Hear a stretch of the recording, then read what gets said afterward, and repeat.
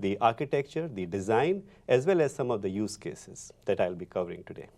I'm Arjuman Samuel. I'm part of the Azure IoT engineering team, and I lead the program management side of the engineering team for Azure IoT Edge. So let's go deeper into what Azure IoT Edge is. Now, IoT in the cloud is, of course, there, and we all know that it depends on data, and it takes in tons of data, and then you can do a lot of interesting things with data in the cloud. But then there is also the edge, which is really the edge of your network, edge of your manufacturing plant or your production facility, where you have some IoT devices deployed in there. Now, there is an interplay between the cloud and the edge, which is interesting here. The cloud, of course, provides you with the ability to monitor your devices, which may be remote, which may be spread around the world. And so the cloud gives you a way to bring them all together in one place and manage them. The cloud also allows you to have monitoring from these devices and do things like machine learning in the cloud, for which you need near infinite resources and storage in the cloud. And with that, you can actually have some very insightful processes run on top of your data, including AI as well as machine learning. But then, on the other hand, you have the edge, which is your on-prem operations happening in your own facilities. These operations require perhaps very tight, low latency control loops, which you need to execute right there next to your machines. And Azure IoT Edge allows you to do that. You might also need to do some protocol translation. Imagine that you have Modbus protocol internally, and you want to translate that into some other internet protocols. So data normalization, you might have a bunch of data which you have inside, and you do not want to send it as is to the cloud. And of course, there are reasons for privacy. You do not want to send it because of privacy, as well as perhaps protection of IP. So these are some of the reasons why you would have the edge. And then previously, as I mentioned, there is a place for the cloud. So Azure IoT Edge allows you to take all of the power that you have in the cloud, all of the intelligence that you have in the cloud, and take it all the way to the edge. And that is really the power of Azure IoT Edge.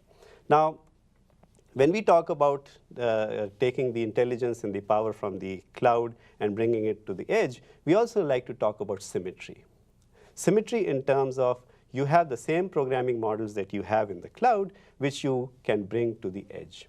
So essentially, if you have a developer who's already knows how to develop apps in the cloud, they do not need to retrain themselves for deploying on individual devices. They have the same skill set, the same things that they do in the cloud. All they need to do is, through configurations, bring that workload to the cloud, to the edge.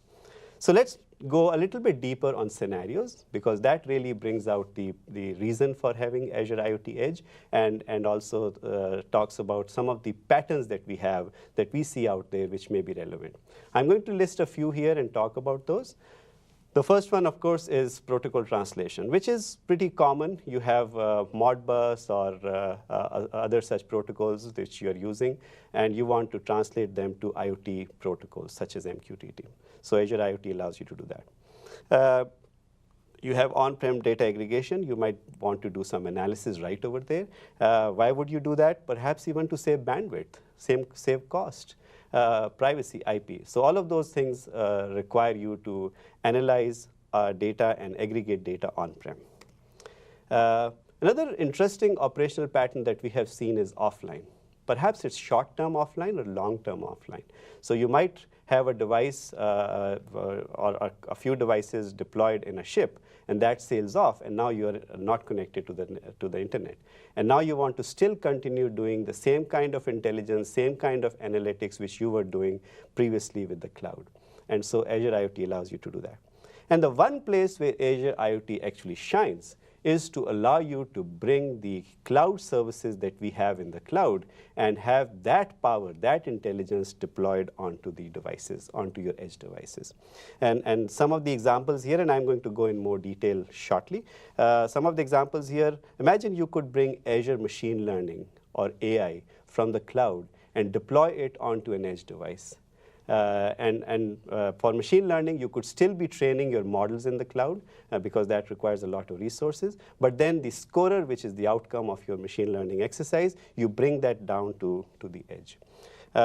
Stream Analytics is another service that we have, Azure Stream Analytics, which you can already run jobs in the cloud.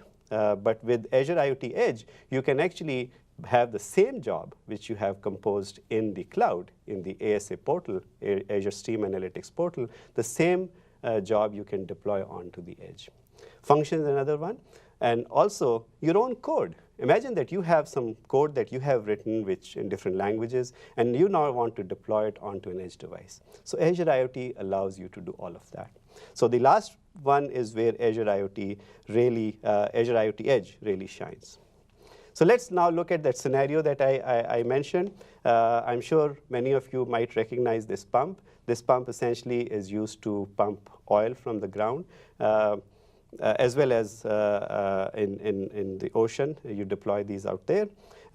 There's a pump in there, and usually these are all remote. So not many people, or the operator is not really located next to the pump. They're usually located at a distance from this. So this is how it works. There is a certain pressure above the plunger, and there is a certain pressure down the plunger. On the x-axis, we have pump position. On the y-axis, we have pressure.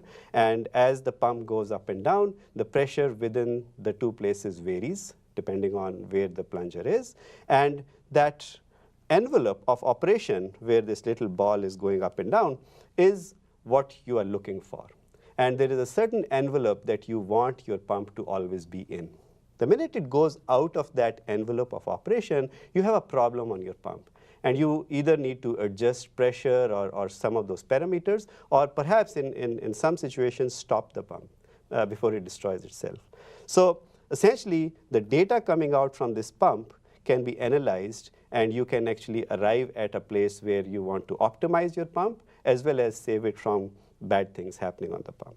Now, this is how some of the workflows work. You have the well site where this pump is running. This is a SCADA solution, and we actually demonstrated it a while back at Ignite, but this is how it works. So you have a well. Next to the well is a gateway device, which is usually connected over Modbus, and then it goes up to a SCADA controller. This controller is what is monitoring all the data coming out. So today what happens is you have to, whenever the data goes out of any of those operational limits, you have to send that data over email or SMS or whatever, send an alert to an operator who's off-site. The operator would look at the data and then would send somebody down there to adjust this pump, to bring it back to specs. Moving data, lots of data, from the site to the supervision site is expensive, but at times you do that. And once you do that, you can actually also upload that to the cloud. And in the cloud, then you can do a bunch of interesting things like machine learning and so on, and then come back and adjust the pump accordingly. Now, that's how it is done today. What we are now proposing here is, what if you could take that power of the cloud and bring it down to the edge, right next to this pump. And let me show you how that happens. So you have the same pump, you have the same Modbus-based device which is getting data off of that pump. You, of course, have IoT Hub in the cloud where you can bring in all the data that you want. And from IoT Hub, you deploy a Modbus module next to this device. This Modbus module is essentially doing protocol translation. It is picking up data and bringing it up to the cloud, where you can train your machine learning models in the cloud.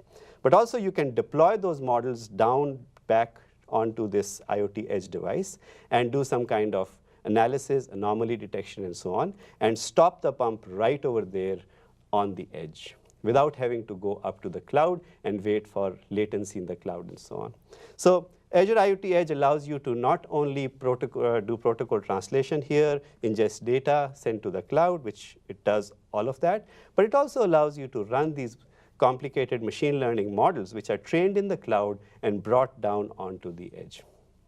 So this is just one of the examples of where we feel that Azure IoT Edge really shines. And of course, the workflow completes when an operator also is in the loop, and such scenarios require those operators to be in the loop, and they can also see and monitor it there, right over there, or in the cloud. So now I would like to dig a little bit deeper into design of how Azure IoT Edge does all of this. Some of the design principles that we have here, I'll just like to go over those because those are important when we are thinking about design. The first one, of course, is security.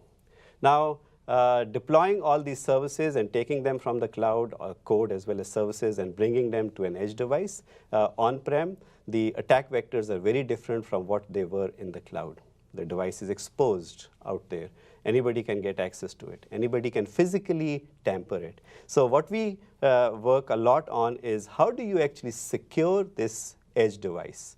And I'll actually go into more details there, but we essentially go and work at the hardware layer, starting from the hardware-based root of trust and building that trust all the way up to the workloads over there. The second thing that we have is this Azure IoT Edge is cloud managed. So we manage Azure IoT Edge through IoT Hub. And you do not need to touch the device to deploy all these workloads physically. You do not have to compile any code and put it on the device itself. You host it somewhere, and through the management interfaces, you can cloud manage that device. I'll show you how that is done today. We are building Azure IoT Edge, and we have built it to be totally cross-platform. We support many versions of Linux, Windows, on x64, on ARM, and so we are totally cross-platform. Whatever gateway devices or edge devices that you have deployed on your premises can take this on. Finally, we have this as extremely portable. So any workload that you define and create in the cloud, you can simply bring them down to the edge. You could have your own CI/CD pipeline developing these modules and then bringing them onto the edge. And then we, of course, have extensibility, where it's not only Azure services like machine learning and AI and stream analytics and functions and so on. It is also your own code, or your own services that you want to deploy onto the edge. So Azure IoT Edge allows you to do all of that in a very extensible fashion. So that's really some of the design principles that we have for Azure IoT Edge. I'll now go into a little bit of concepts, because with those concepts, I'll be able to explain to you the architecture that we have here. The first concept here is a module. Module is your unit of compute. It could be parts of services, which could be packaged as modules. But all of these modules are patched in containers. And these containers are then hosted in a repository somewhere, a repository of your choice. And you can choose whatever repository you want to host this. Right now, we support Docker containers. And so these modules, when they're hosted somewhere, can then be deployed onto devices. So that is a module instance. When that module, which is hosted somewhere, comes down and is deployed in, let's say, 2 devices, one in Germany and one in China, those are module instances that are running over there. All of these module instances are brought down and monitored and controlled, and the security provided by a component we call the IoT Edge runtime. And I'm going to go into more details about that shortly. Now, another important thing here is that each module has an identity. Now, it's important because, again, for security reasons and authentication reasons, you should be able to address these modules from the cloud. And so each module would have an identity. The picture on the right shows what that means. Each device, so the devices / Hanover 01 is the device ID. And then within that is the module, which is module instance, which is deployed onto that device. And so you could have multiple module instances deployed on any one device, and there's a way for us to go in and control and address them through an identity in the cloud.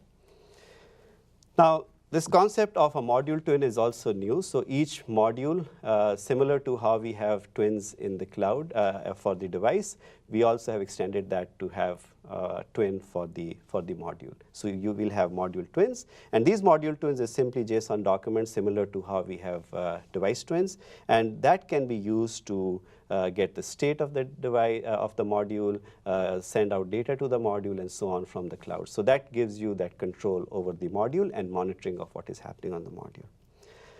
So that's the module instance, identity that we have for the module, and how these modules are structured here. Now, the next concept here is the Azure IoT Edge runtime. Now, this edge runtime sits on top of the device, and I'll actually talk a little bit how all this is brought down and so on. But for now, Azure IoT Edge runtime sits on the device. It's connected to IoT Hub, and modules are sitting on top of it. The runtime essentially is responsible for installing and updating all workloads on the device. So that's really the heart of the system. It maintains the security, so the runtime has access to all the security tokens, the certificates, the keys which are in the hardware, and it brings them up to each module for authentication and so on. And all of that is done through the Edge runtime. It also ensures that they're always running, so the modules are always running. So when you have a module going up, and if there's an issue, runtime would know about it. It would try to restart, and all that information would be available in IoT Hub as the status of the device and the modules. Of course, they report health. And then all of the communication happening between Leaf devices and the Edge device is going through Edge runtime as well. So that is, again, an extension of IoT Hub sitting right there on the device, and all Leaf devices, which are downstream IoT devices, which are connecting off to the Edge. It also facilitates all communication between these modules. So these modules are talking to each other. They talk through the runtime. And all communication between these modules is authenticated and so on. So Edge runtime is really responsible for doing that communication or making that happen. And that's really based on our concept of routes. So you essentially define routes within the Edge runtime from the cloud. You do not have to do it there. From the cloud, those are brought down and implemented on the Edge device. All communication between the Edge device and the cloud is also done through Edge runtime. So Edge runtime is really the core of the Azure IoT Edge device. So let's look at the next concept, which is related to our Azure IoT Hub device management, which essentially tells you how we bring about these workloads onto the Edge device. Now, this is a generic concept. This is part of Azure IoT device management, which we released last year, and it's been out there and it's in GA. Just going over this concept because we use this concept a lot for Azure IoT Edge deployments. Of course, there's a telemetry stream going from IoT device. IoT device is on the left. IoT Hub is in the cloud, and it's on the right.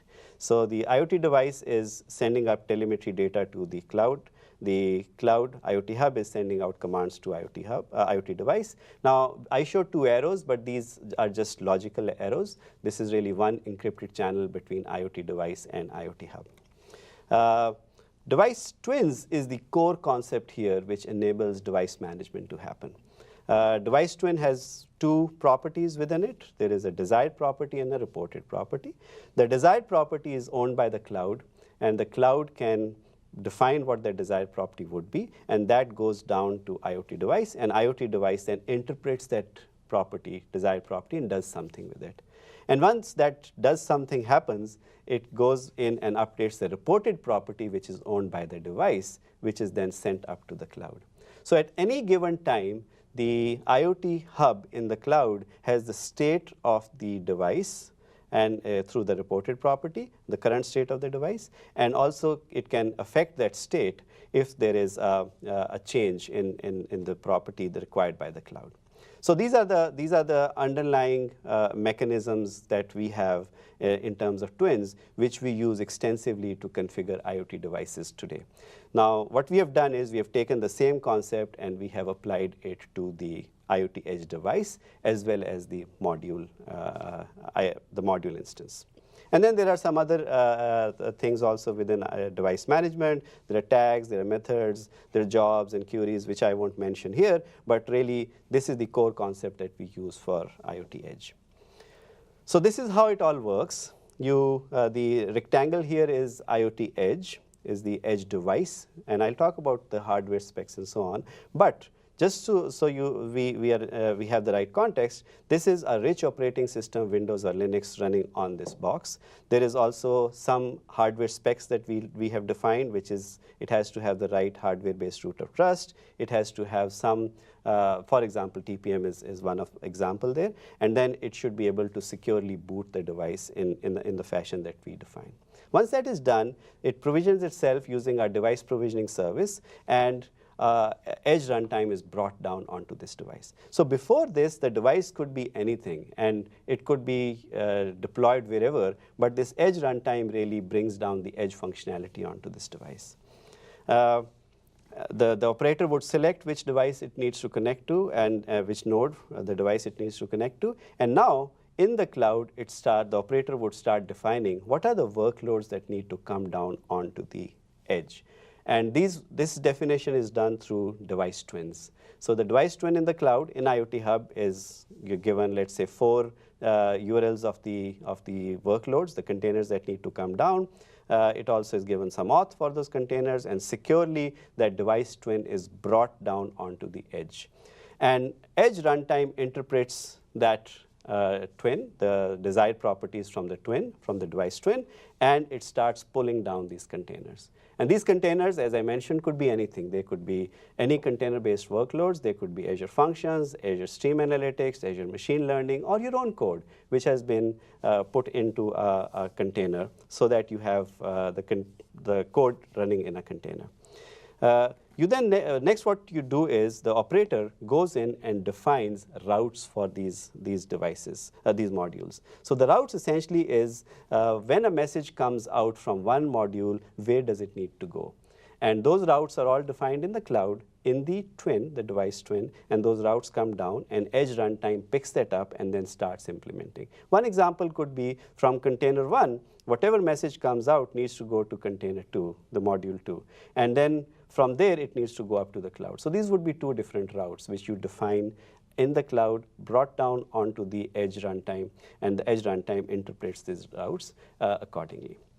With a third concept here is, which I had mentioned, each module also has a twin. So in the cloud, you can actually set up, is addressable, so there's an identity for each module twin. You go in and say, okay, for this module, I need to parameterize it this way, change the desired property of that twin, of this module twin. And that would come and be implemented in the module that is running on the device.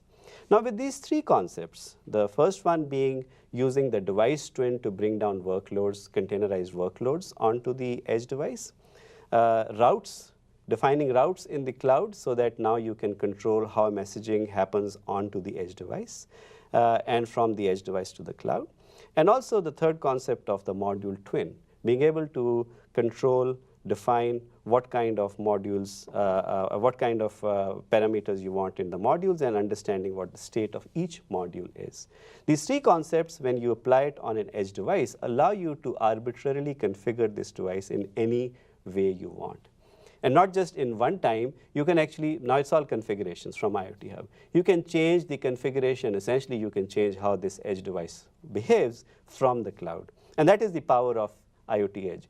And that's a configurability over here, where you bring down whatever workloads you want, and they are all implemented there through only configurations.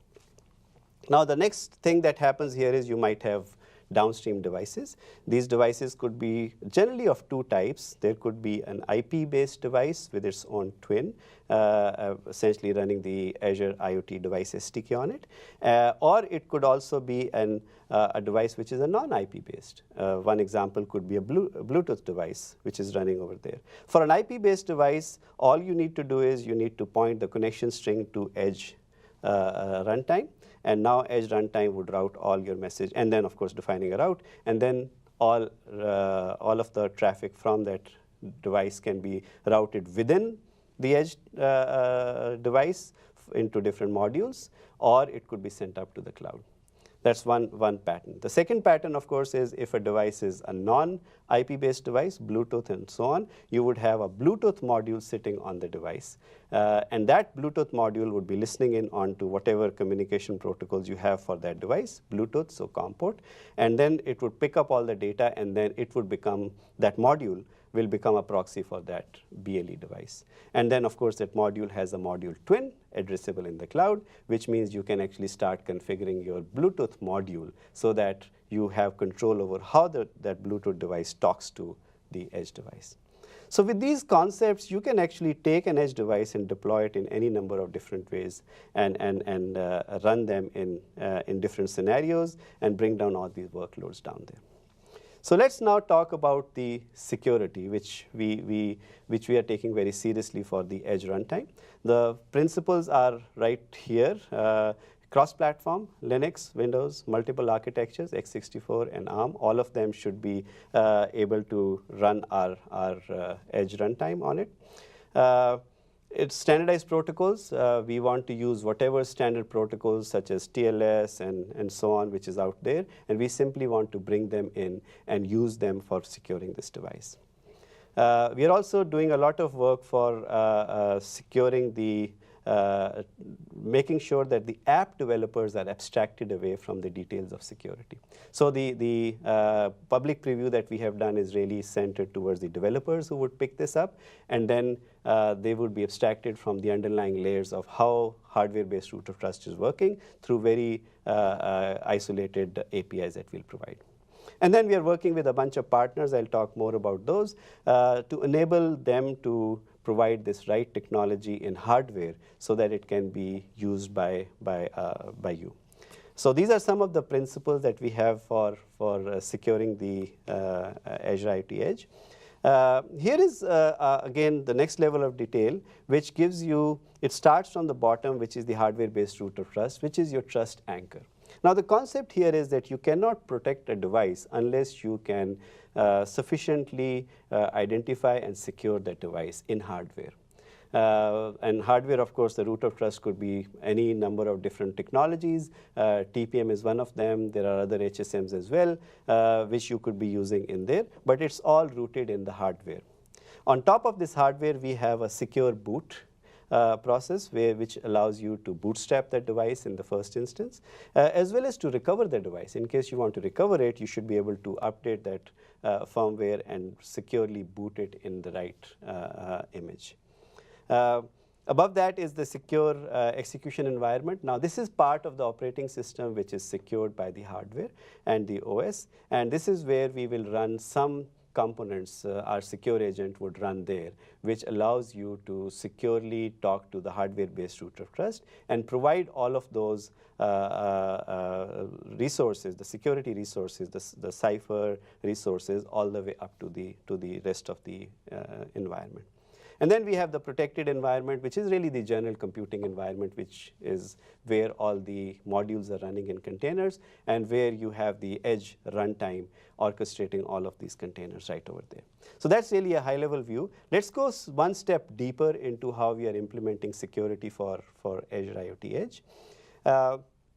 The box here is your edge device. You have an operating system, a rich operating system on it, which has a secure execution environment and a standard execution environment. And underneath it is secure components. The core is a secure processor. You have a secure root of trust in there. You have your ROM and your boot process. So when the device boots up, it boots up the secure runtime, which is our agent, the secure agent, and a common root of trust, which is essentially an API layer to the hardware-based root of trust in the secure part of your operating system. And once this is booted up, and of course, as part of the boot sequence, it checks for authenticity of the code that is being brought up. It attests that code if it is the right code that needs to be brought up. And once it is up and running, it makes sure that that code remains pristine. Once that is done, you then can start the edge runtime. The edge runtime is it runs in the standard execution environment, and then you have different modules. You could have our services put in containers, third party, whatever, but these are all modules which are running in the standard execution environment. Before you launch any of these components, the Edge runtime, the modules, and so on, their authenticity, if they are the right code that was meant to be run, is all checked through the interfaces that we have on the secure execution environment. And then, of course, the Edge runtime is also talking to the cloud securely through trust, which is established from all the way to the hardware-based root of trust, brought all the way up to the cloud. Now, that is important because then you can actually trust this device. You could also have other IoT devices which are connecting to modules, again, using the same model where you have the root of trust on the device, which is doing trust negotiation with the cloud and is bringing in IoT devices which are connected to this edge device. So that's how it runs, it boots up, the device boots up, and how communication happens between the cloud and modules and the edge runtime, and how it depends on the trust which is created with the device. At runtime, whenever any of these modules running up there or the edge runtime requires crypto material, for example, keys or certificates and so on, it makes a call to the secure part of the operating system, the secure execution environment, and asks for the right material from the API that we provide on top of the secure runtime. And then, of course, it is based on secure root of trust, and it comes up, and now each module can trust whatever information is being passed to them. So that is really how this works. There's a little bit more detail here. Secure boot and updates is a feature that we have already built. The trusted attestation of hardware, endpoint, runtime, memory attestation, all of this. And of course, some of this is also dependent on hardware. And so we have a bunch of hardware partners helping with that and making it real. We will provide data protection, privacy, monitoring, and of course, tamper resistance. Now, if you want to know more about how this whole model works, we've already showcased this infrastructure with a couple of partners, NXP and Microchip. We have already announced our partnerships with them. This URL here, aka.ms/edge security, takes you to that blog and then links you up with all of the work that we are doing there. But we have many more partnerships coming up in the future as well, and we want to support this model on multiple platforms. So that really gives you an idea about how we are implementing and thinking about securing the edge. And it just tells you that we are very serious about making sure that the edge is secured to the maximum possible level. Let's talk about the hardware for Azure IoT Edge. The way we look at hardware is there is this sensor tier, which are small little sensors, which could be temperature sensors and so on, which are deployed around all around us. And then on the other extreme of this spectrum are these gateway class devices, which are big, very powerful devices, which allow you to do a lot of processing on those devices. We have, of course, we are supporting x64 and ARM. And of course, the operating system, the rich operating system, has to support containers. But the hardware sizing really depends on the scenario. And why I say that is because if you are bringing down some complex machine learning, large models, or an AI model which requires a lot of compute, you might like to go to the right of the spectrum. You might like to get a device which is much more powerful and has CPU and storage and so on the right side. But if you're running small little workloads, doing a little bit of data aggregation, some analytics right over there, and then passing that data on to the cloud or storing it, a very small amount of data there, then you can actually go to the right of this interactive tier. And internally, we test our Edge runtime and a few containers on Raspberry Pi 3 type devices. So in that class, and the Edge runtime works well. But again, hardware sizing depends on your workloads. Hardware sizing depends on what you want to run over there. And we are open to all of these to deploy Edge runtime and bring down all of these containers and so on. And the security model that I described, we envision it to be available for this whole spectrum, not the sensor and the constraint tier, but the interactive, industrial, and the gateway tier. We support that. So that's a little bit about how we think about hardware for Azure IoT Edge. Let's now talk about a couple of personas that are important for Azure IoT Edge. One, of course, is a developer persona. The other one is an operator persona. On the developer side, we have cloud development skills. So that is one big thing that we are doing with Azure IoT Edge. With an edge deployed, with an edge runtime deployed onto your devices, you really do not need skills to develop specifically for those devices. You need developers really to have the skills to develop cloud applications. And then you could break up those cloud applications and deploy part of those onto these edge devices.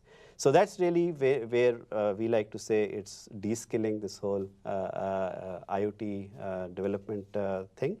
The other thing is we have VS Code, which is cross-platform, so familiar tools and tools which you can use on any platform.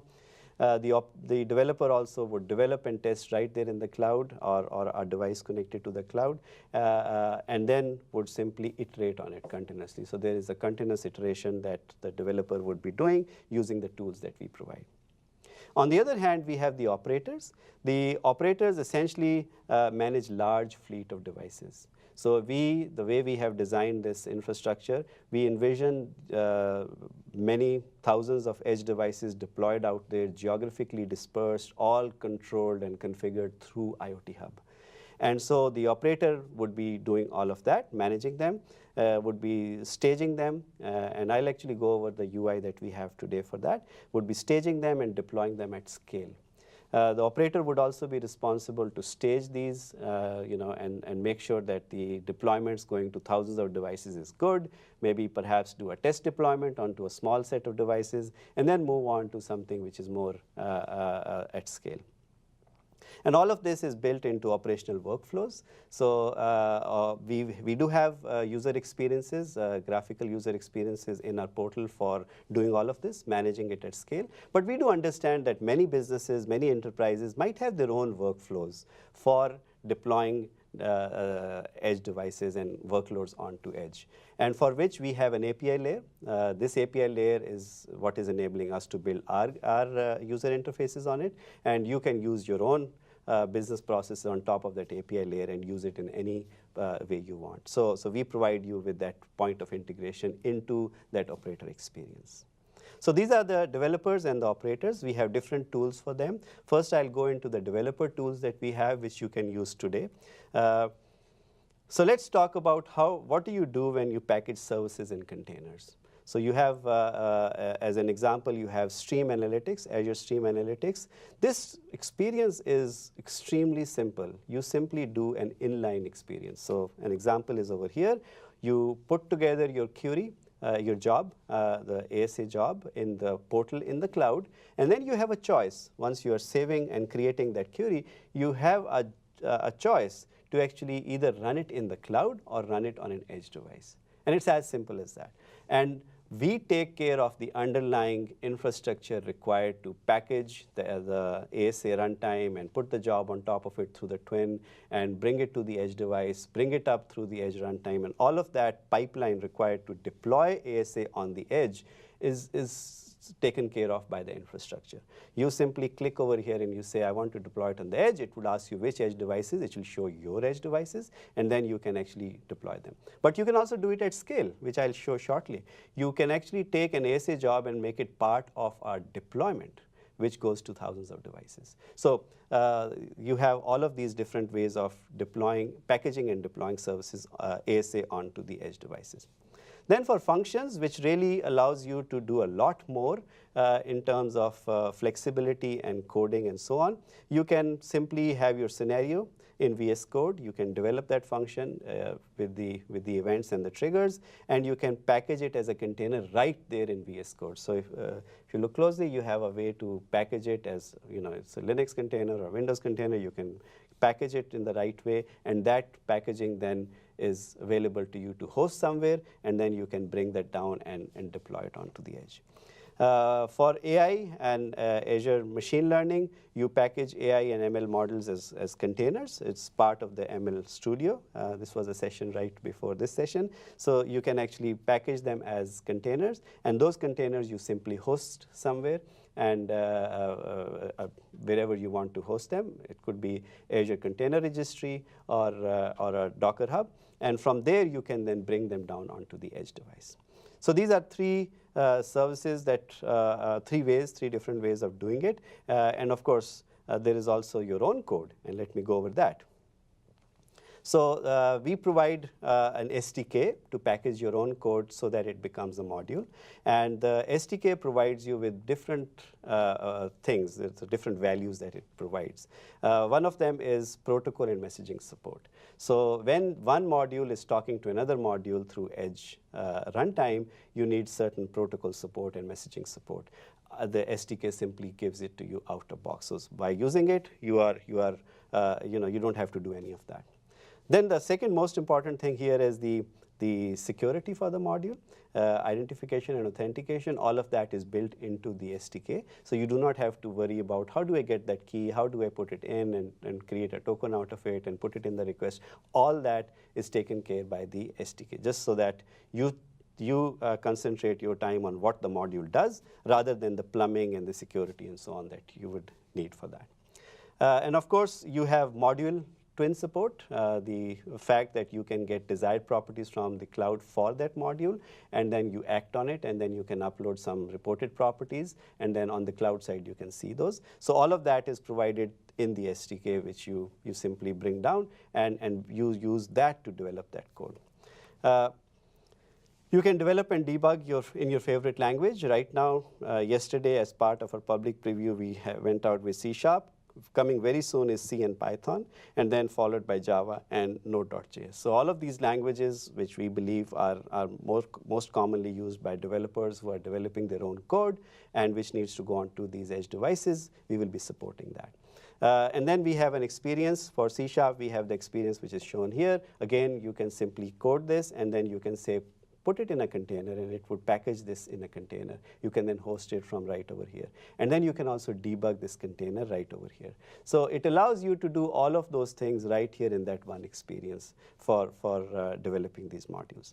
And lastly, when you have built your container, you have your code, you host it in a container repo. It could be Container Hub or Azure Container Registry. And from there on, you simply bring down all of the code modules onto your Edge Hub.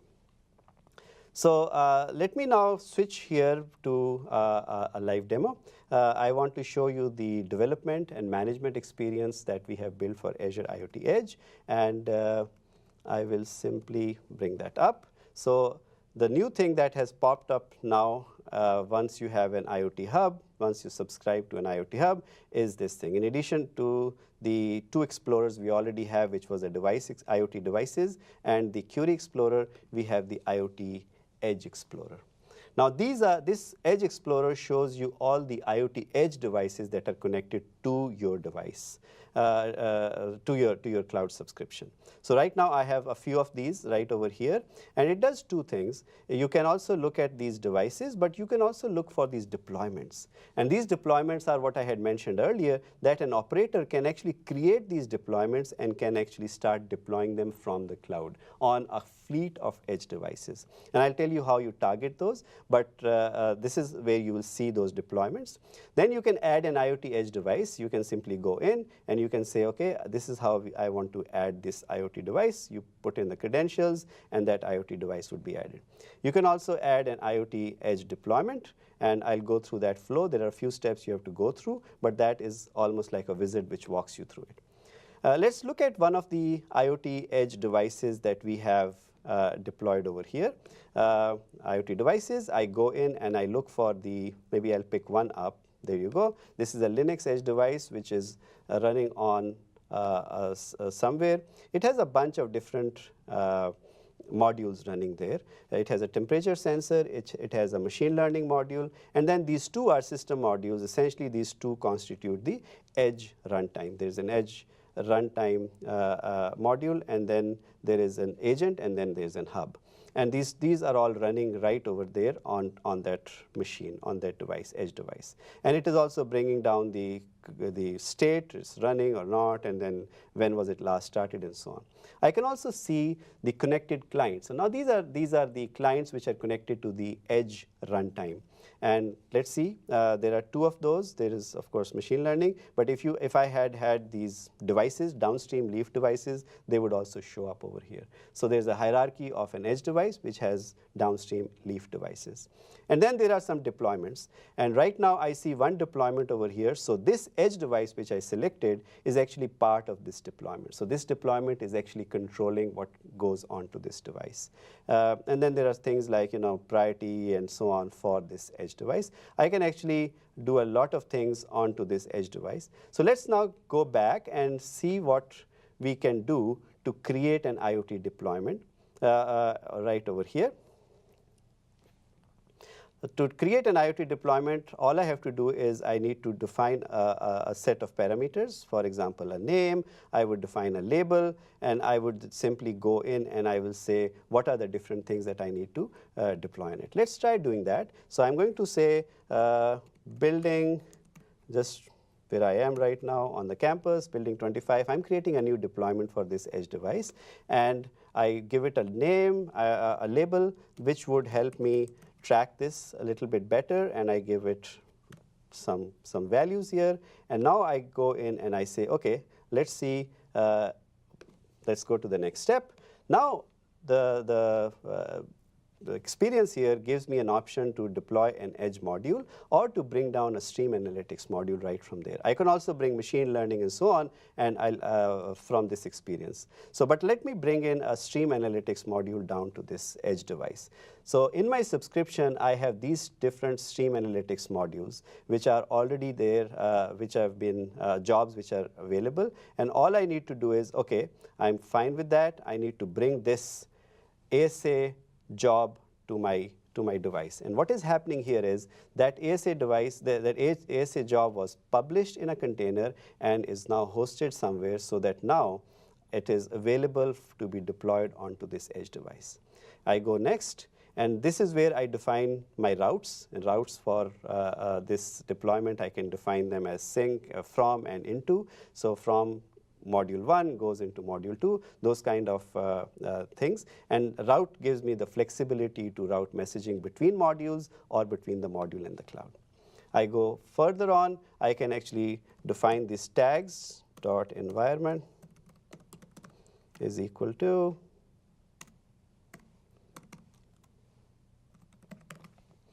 and then, or let me do prod. And so what I have done here is I've defined a target condition, and this target condition allows me to target my deployment onto a set of devices. And this target condition comes from the twin, which also has this tag on them. So I can actually define different tags on different devices. In the same building, I could have a set of devices which are for my production and a set of devices which are for my test. And with this target condition, I could simply target my deployment only to one of those, or three of those, or any n number of those. So this gives me all the flexibility I need to deploy the modules onto a set of devices and segment them into different groups. And this is my overall summary of my deployment. I submit, and I seem to have an error, but essentially what would happen here is that it would create this deployment, which now I can see over here. And this deployment has all of these details that I would have entered. So that one did not go through, but I have this one where I have all these details for the target. I have deployments, I have modules which are defined in here, and so these routes and twins I can see, and actually I can change them right over here. So this interface here allows me to deploy these modules onto these edge devices. It allows me to route them in the right way. It also allows me to control how I can I want data to come out of my edge device and go up to the cloud. So all of that is possible here at scale. So I can actually do that pretty much at scale. So let me now also quickly just show you how you get started. There are a bunch of different documents that we have put out there. I would recommend you to simply start with one of these. Pick your favorite operating system and start with that. These tutorials take you from the very basic all the way to deploying your ASA or machine learning onto an edge device. Since this is the public preview we have done is our developer public preview. So you can actually do all this on a developer box. You do not need access to actual secure hardware, which will be coming soon. So let me go back to my slides. Yep. So here is what we talked of today. We have Azure IoT Edge, which allows you to deploy services, Azure services to IoT edge devices. It also helps you deploy your own code in languages of your choice. So you could be developing your own code using your favorite environments. We provide SDKs for that in different languages. We also help you manage your IoT edge devices and your downstream devices right there from IoT Hub. And that's important. And we allow you to do it securely, and we allow you to do it in a very scalable fashion. Here, I'll give you a few resources. Essentially, extending the power of the cloud to the edge, you can go to these URLs. You can get started right now. The first article talks you through the basic concepts, aka.ms/azure-iot-edge. The second one talks you through the getting started and deploying all of these cool services onto your edge devices. I'm hoping that you would find this interesting, and I'm hoping that you will be able to get started quickly and get some good, use these in some interesting scenarios. That's all that I have. I think there might be a bunch of questions which I will try to answer. I'm going through these questions. So one question here is that could I use an Intel NUC type device as a gateway and deploy my IoT TI sensor tags using edge technology? Yes, by all means. I think the scenario would be the NUC, Intel NUC would have Windows on top of it, and in that Windows box you would have Docker containers installed, and then you can simply associate that device to your IoT Hub subscription as an edge device. From there on, then you simply start deploying those modules. Now for the sensor tag, in our previous work, we have had some modules built for that. You can take those, you can package them as a container, and then you can bring them down onto your edge device. So that is exactly the kind of things you can do. But more than that, once you have data coming in from the sensor tag into your gateway device, your edge device, you can actually also deploy as a simple experiment. You can deploy a very simple ASA job onto that same box. And in that ASA job, you could say, okay, whatever data comes in, do some kind of stream analytics, and then send me an alert. So those two, you can actually get started with that pretty quickly. You could bring in a function module, and you could stitch these together as routes. And so all of this you can do on that box, all managed through the cloud. So that's one of the questions that I have. Another question that I see here is how quickly and what is our security story looking like. As I said, we already have NXP and Microchip, and we have demonstrated that with them. I provided a link in the presentation. You can simply go there and read about more details about how that is done. We will have very soon, we'll be coming out with multiple platforms where we will be providing the same kind of support that you'll see in those samples that NXP and Microchip has been working on. So that's coming very soon, and we'll have many more partners there, hardware partners, who would be supporting this IoT security, IoT edge security on their hardware. That brings me to the end of my presentation. I like to thank all of you. I'm hoping that you all can go in and to these URLs and see if some of your scenarios can be solved with IoT Edge. And please do give us feedback. There's a lot of things that we are doing, but we like to hear from you as well. And I'd like to thank you for attending. Thank you very much.